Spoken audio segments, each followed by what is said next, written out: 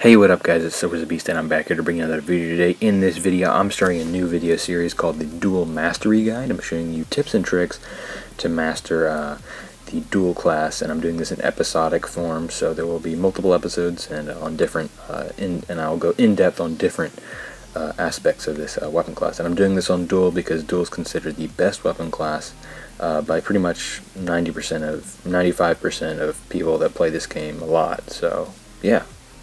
Alright, so this is episode 1. We're going to be talking about dodge breaks. Originally I was going to do this on not just dodge breaks, but all the breaks, but eventually dodge breaks are more complex than I first thought, and it took a lot of time to make this video. I didn't want to make it like 20 minutes or something, so I'm making dodge breaks their own video because they're pretty complex for just one type of break. So yeah, and I'm going to show you a clip of a dodge break, and we're going to dissect it and see how that goes. So yeah.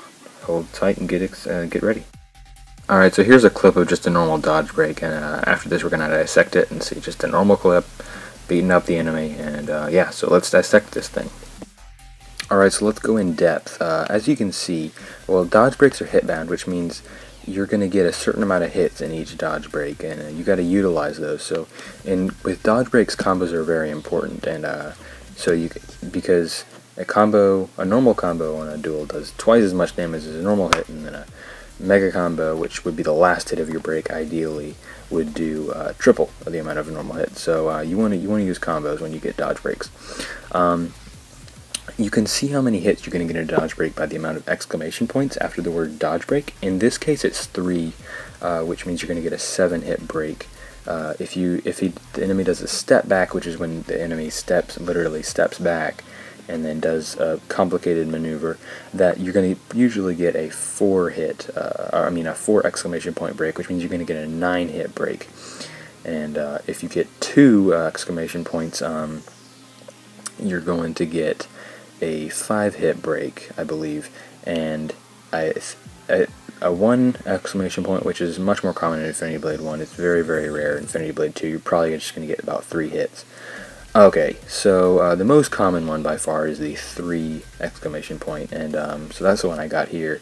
And you can also add Titan Break gems. The Titan Break plus 2, Titan Break plus 1 do exactly what they sound like. Titan Break plus 2 adds 2 hits to every break, so a 7-hit break turns into a 9-hit break, 9-hit break turns into an 11-hit break, a 5-hit break turns into a 7-hit break, and a 3-hit break turns into a 5-hit break.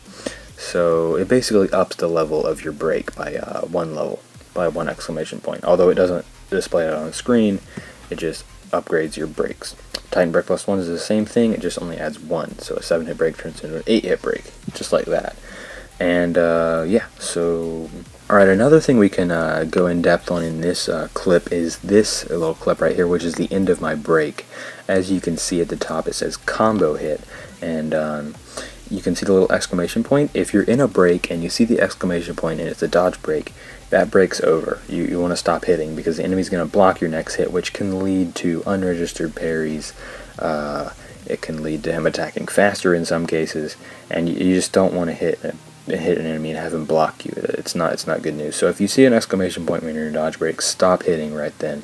You don't want to get blocked.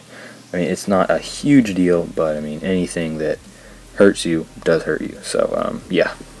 Alright, so another thing that's going to help your dodge breaks is perfect parries. As you can see, I did a perfect parry in this screenshot, and if the last attack the enemy does is dodged by you,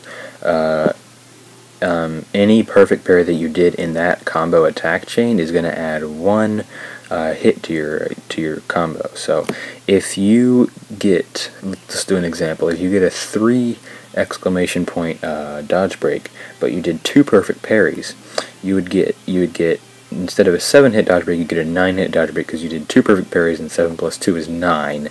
So you would get 2 extra hits, and if you had a Titan Break 2 plus 2, you get an 11-hit break. And just imagine, like, if you did like 5 perfect parries and had a Titan Break 2, your break would be forever.